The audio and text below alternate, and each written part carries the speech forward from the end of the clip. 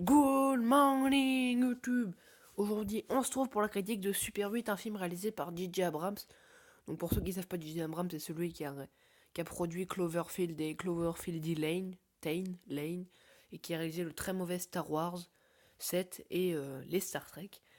Et je sais pas que J.J. Abrams avait fait un film, on va dire, pour les jeunes, pas pour les enfants, mais pour des jeunes, par exemple, de mon âge, produit par Steven Spielberg. Du coup, je me suis un peu intéressé, surtout que je m'intéresse de plus en plus à ce réalisateur. Donc, l'histoire de Super 8 est en 1979 à Ohio, oui.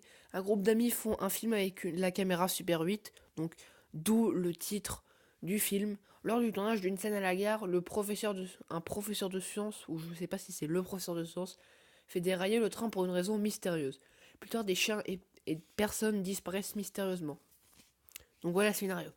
Super est un scénario que j'ai beaucoup apprécié par son idée originale. J'ai pas beaucoup vu de films comme ça. Là, il y a Le Redoutable, un film qui parle du tournage d'un film qui est sorti il y a pas longtemps. Mais là, Super 8, ça pond une histoire originale qui montre les films indépendants, c'est des jeunes qui s'amusent à filmer un film, qui s'amusent à filmer avec une caméra Super 8 parce qu'on le voit bien, ils ont juste un micro, un casque, un script, ils ont pas de grosses productions avec des énormes des décors de des décors de bâtards sans être vulgaire avec avec des fonds verts ou des choses comme ça. Là, c'est vraiment à l'improviste. Du coup, ça montre un peu pardon, les films indépendants. Donc j'ai beaucoup aimé le scénario. Les acteurs sont aussi très bons dans leur rôle, même si certains moments ils en font un peu trop.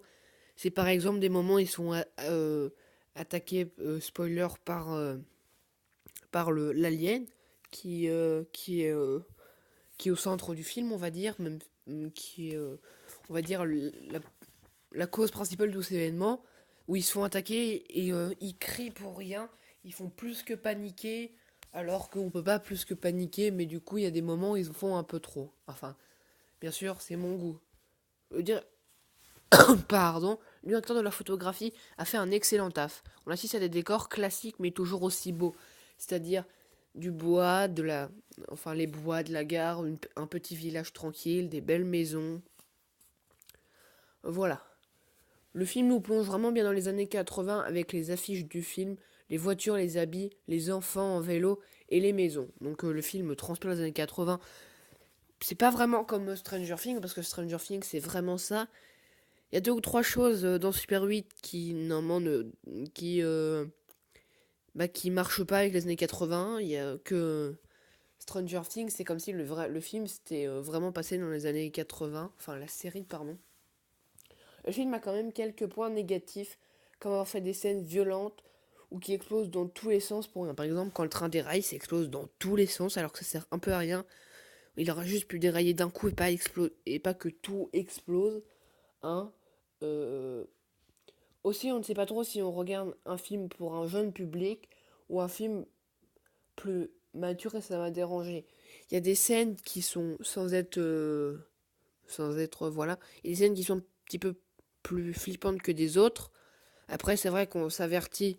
Enfin, c'est un film qui est pour les jeunes de 10 ans, alors qu'il commence, le langage est vulgaire. Après, il y a des choses qu'ils comprennent pas.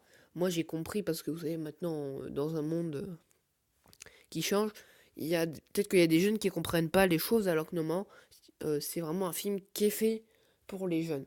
Bref, pour moi, Super 8 est un très bon film à voir. Du coup, c'est pour ça que je lui donne la note de 4 sur 5. C'est un film que je pourrais pas regarder 3 fois, 2 fois je pourrais, mais pas 3 fois parce que non seulement je le connais, mais en plus je pense que ça va me lasser, pas comme d'autres films où je sais pas. Hein. Et du coup voilà, j'espère que cette critique vous aura plu et on se retrouve pour une prochaine critique. Salut.